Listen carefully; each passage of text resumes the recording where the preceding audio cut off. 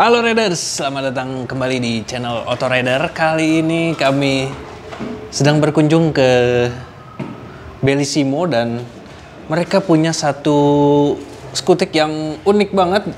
Ini adalah Royal Alloy TG 150 yang baru saja diluncurkan kemarin di IMS 2022. Motor ini saat itu dipasarkan dengan harga 69 jutaan rupiah. Nah, kira-kira apa aja yang ditawarkan dari skutik bertampang klasik yang ala-ala tahun 60-an ini, tapi dengan beragam teknologi modernnya. Bersama saya Tepa Levi, selamat datang di Auto Rider dan selamat menonton.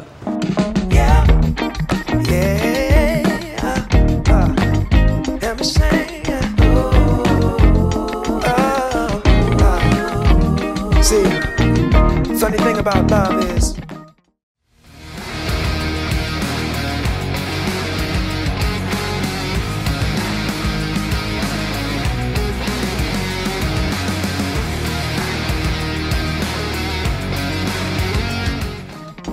you never really know when it's coming, but you better believe you'll know when it's there. True story. Oke, pertama kita bahas dari segi desainnya dulu. TG 150 atau kependekan dari Tigara Grande 150. Ini adalah salah satu varian dari Royal Alloy.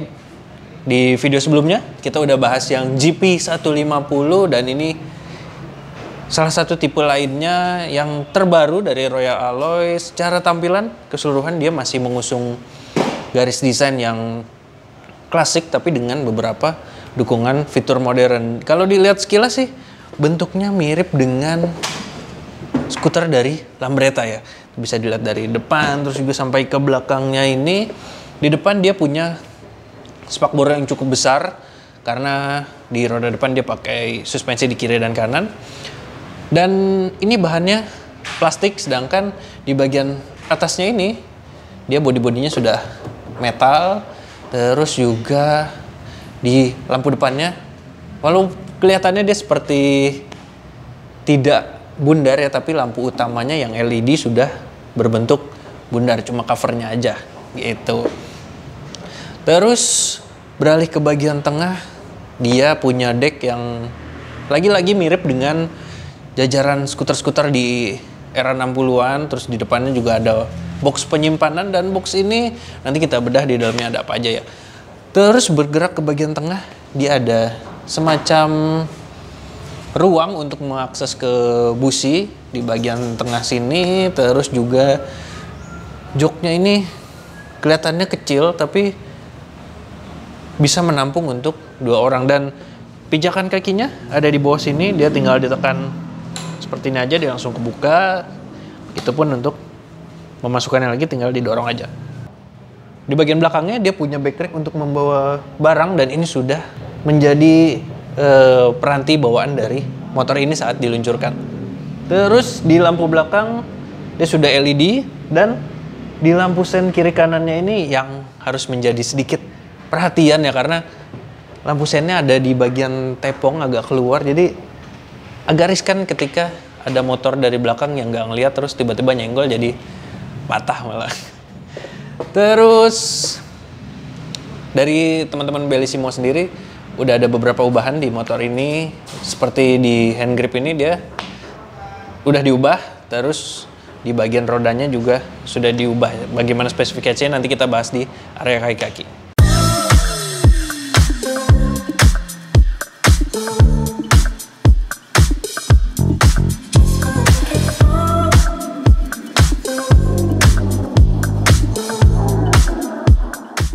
Oke, itu tadi dari segi desainnya. Oh ya, ada yang lupa. Ini kuncinya bagus banget sih desainnya. Jadi walaupun terlihat simple, tapi ini salah satu yang unik dari motor ini. Dan dia sudah bisa dilipat seperti ini, jadi ya kelihatannya elegan ya. Oke, lanjut ke bagian kaki-kakinya. Dia di depan dan belakang pakai suspensi ganda. Terus di rodanya ini sudah diubah seperti yang tadi saya bilang. Kalau ukuran standarnya itu 110/70 ring 12. Terus di belakang itu 120/70 ring 12. Tapi dari teman-teman Bellissimo ini diubah. Patternnya juga berubah kembangannya. Ukurannya naik satu tingkat, jadi di depan ini 120. Terus di belakang jadi 130. Buat area pengeremannya dia sudah pakai cakram di kedua rodanya dan sudah didukung dengan fitur ABS.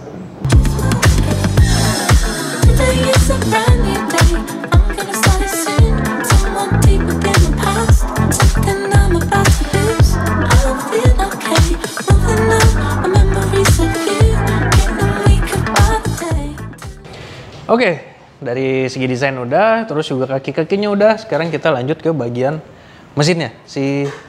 Sesuai dengan namanya, dia TG150, kapasitas mesinnya 150 cc atau tepatnya 149,8 cc, 4 tak SHC, 4 katup dan dia masih pendingin udara. Tenaganya sendiri sekitar 13,3 PS pada 8.500 rpm dan juga torsinya sekitar 12 Nm pada 6.500 rpm. Dan keseluruhan tenaga tadi dialirkan melalui transmisi otomatis. Nah, sekarang kita melihat lebih detail bagaimana akomodasi dari si Royal Alloy TG150 ini. Dia di depan ada gantungan barang yang dilapis krom seperti ini, jadi warnanya sesuai banget dengan keseluruhan tema dari motor ini. Terus di bawahnya ada kompartemen penyimpanan. Nah, dibuka seperti ini. Di sini cukup luas areanya dan di atasnya ada USB charger, jadi untuk mengisi daya smartphone Anda tinggal diletakkan di sini. Terus di sini juga ada tempat untuk meletakkan handphone. Jadi kurang lebih posisi seperti ini. Nah, tapi kalau untuk handphone saya kayak lebih posisinya. Nah, jadi harus diletakkan di dalam, berdiri, dan baru bisa ketutup. Terus, selain di depan, kalau dilihat di bagian tengah ini, dia mekanisme pembukanya dengan menekan tombol di sini. Nah, langsung terbuka dan ini nggak ada stoppernya ya. Tuh. Jadi ya udah enteng gitu aja. Dan ini penyangganya ada di bagian stangnya. Di sini nggak ada ruang penyimpangan sama sekali. Nggak ada gantungan buat helm juga di depannya. Dan di sini hanya ada tangki bahan bakar yang dibuka menggunakan kunci utama. Terus di bagian belakang ini seperti yang tadi saya bilang, ada backrack dari bawaan motor ini sebagai standar. Kita lanjut di bagian panel instrumennya. Ini ada apa aja informasi di dalam kalau kita nyalain. Sini ada semacam animasi dari Royal Alloy, ini cakep banget. Terus di sini ada beberapa informasi yang cukup lengkap. Di atas ini ada jam, lalu ada logo Bluetooth.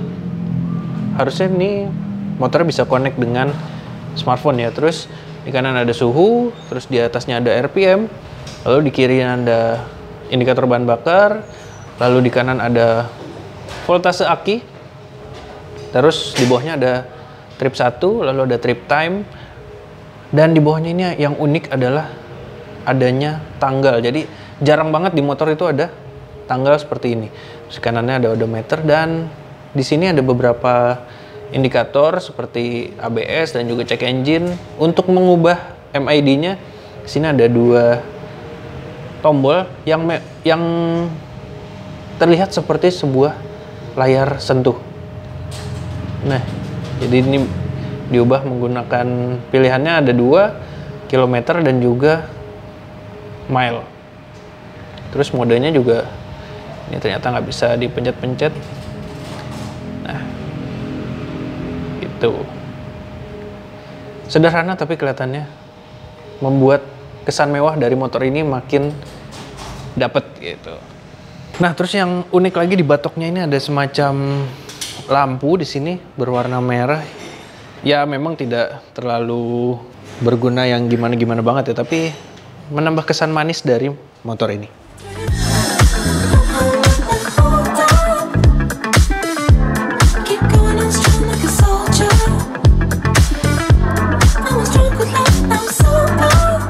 Oke, tadi kita udah bahas dari segala Sisi sekarang bagaimana dengan posisi ridingnya. Nah, tinggi saya sekitar 175 cm dan ini posisi duduk saya di Royal Alloy TG 150. Aduh, standarnya lumayan agak berat. Tinggi joknya ini dia sekitar 770 mm dan kalau duduk seperti ini dia karena decknya lebar, terus juga di bagian tengahnya ini cukup lebar, buat agak ngangkang sedikit ya, padahal tingginya memang tidak terlalu tinggi, tapi membuat posisinya sedikit mengangkang seperti ini. Tapi kalau dengan satu kaki sih masih oke sih. Nah, posisi stangnya kalau dibelokkan dia nempel dengan paha seperti ini, dan memang radius putarnya nggak terlalu besar ya. Tapi di bawah dia punya ground clearance yang cukup tinggi, sekitar 160 mm, dan bobotnya ini sekitar 139 kg. Nah, setelah kita omongin data spesifikasi tadi, kira-kira gimana impresinya ketika digunakan di jalan raya? Oke, langsung kita tes ride aja yuk.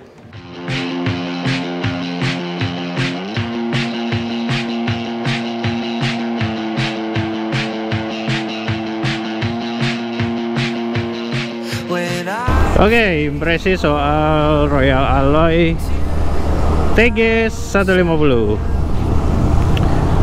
Oke, saat pertama dinaiki motornya terasa seperti mengendarai Vespa 2 tak yang era-era lawas ya. Jadi posisi kakinya ini pas gitu, agak tinggi, cuma nggak membuat pengendara jadi merasa seperti jongkok gitu ya. Terus juga bedanya di bawah sini tidak ada pedal rem, karena remnya ada di kanan dan kiri karena ini transmisinya otomatis. Terus buat stangnya cukup rendah, tapi memang tidak serendah seperti yang tipe GP ya. Kalau yang tipe GP itu agak ke bawah ininya, posisinya. GP agak ke bawah posisinya, jadi dia agak sedikit rendah di sini.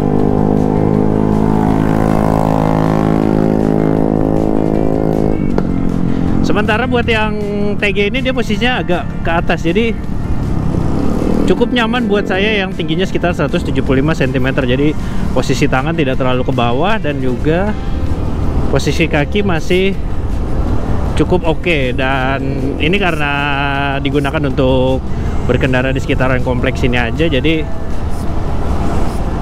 masih nyaman.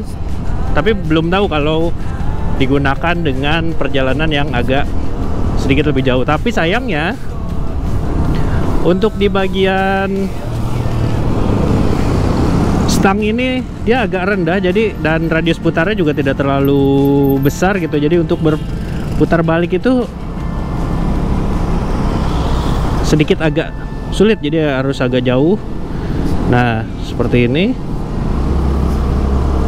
Terus juga kalau jaraknya dengan dengkul ini lumayan cukup mepet nih, ada sekitar 4 ruas jari gitu. Terus buat tarikannya dengan mesin 150 cc dia rasanya sih oke. Buat harian cukup. Memang tenaganya nggak yang besar banget gitu ya, jadi dia halus, tarikannya halus. Terus juga getarannya masih bisa ditolerir, rasanya masih enak.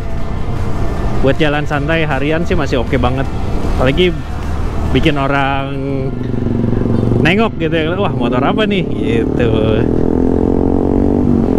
Terus sektor kaki-kaki, suspensinya dia terasa masih cukup empuk. Jadi di depan dan belakang dia pakai peredam kejut ganda. Sedangkan karena bannya sudah diganti ya, jadi ya rasanya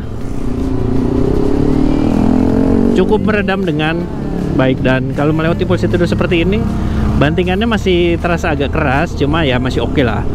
Ditambah joknya ini cukup empuk, tapi nggak yang empuk-empuk banget.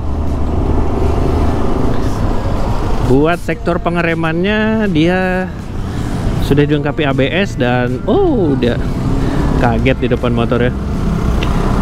Buat pengeremannya dia masih cukup oke, masih terasa mencengkram dengan baik ya.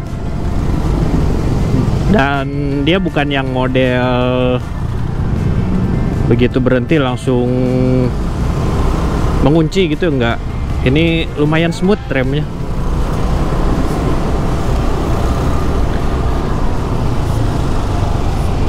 Nah, kalau ada speed bump seperti ini terasa sedikit bantingannya yang agak keras. Masih oke lah. Terus kalau buat turun kaki, nah ini dia decknya yang lebar membuat pengendara itu rasanya harus sedikit lebih mengangkang. Jadi cukup sulit buat yang mungkin tidak setinggi saya.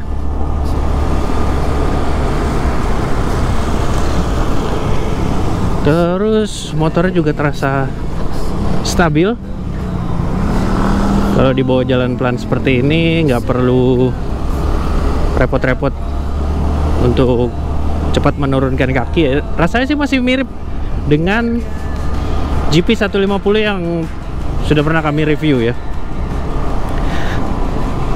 Terus panel instrumennya juga menyajikan informasi yang cukup lengkap dan dapat dilihat dengan baik dari sisi pengendara gitu. Terus tombol-tombolnya sih masih biasa aja. Kanannya ada hazard, lalu di bawahnya ada starter, di kirinya ada lampu dekat, lampu jauh, terus juga ada pass beam di bawahnya, terus ini klakson dan lampu sen di bagian paling bawah.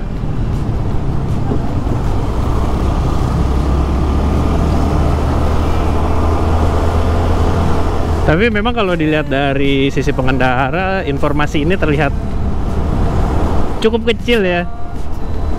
Harus dilihat lebih seksama gitu ya. Tapi yang kelihatan memang area speedometernya sih kelihatan jelas. Dan motornya juga terasa cukup oke.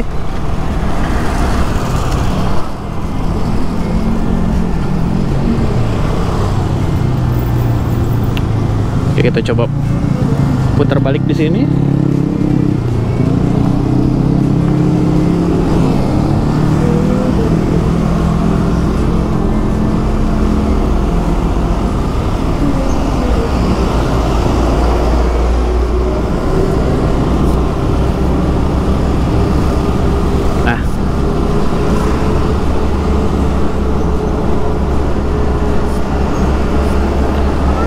Terus lampunya juga harusnya sih cukup terang ya, di depan nih kelihatan pantulan cahayanya. Ya, lampu-lampunya sudah LED semua seperti yang tadi saya bilang. Sisanya ya tidak ada sesuatu yang terlalu istimewa dari motor ini ya. Jadi memang motor ini cocok buat dipakai riding santai seperti ini. Lebih ke buat mendukung lifestyle ya.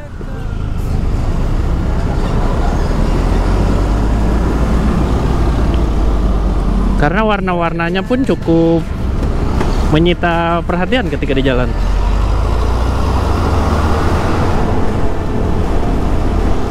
Oke.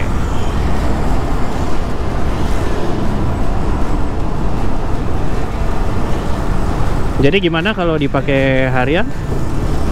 Udah cukup sih.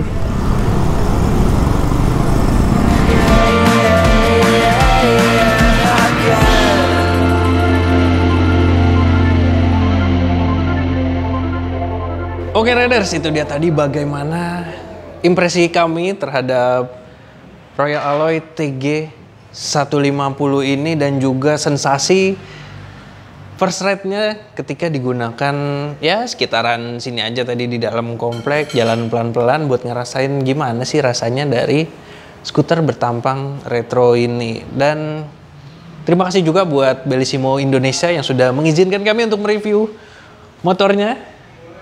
Dan bagi Anda yang mungkin ingin mencari aparel, lalu juga ingin modifikasi motor Anda, lalu hanya sekedar mencuci atau mau coating, bisa langsung ke Bellissimo Indonesia. Dan kita sudah sampai di penghujung video. Terima kasih untuk Anda yang sudah menyaksikan video ini sampai habis dan juga yang sudah like serta subscribe channel Autorider. Main-main juga ke website kami di www.autorider.com dan Instagram kami di @autorider.com. Sampai jumpa di video berikutnya. Dah.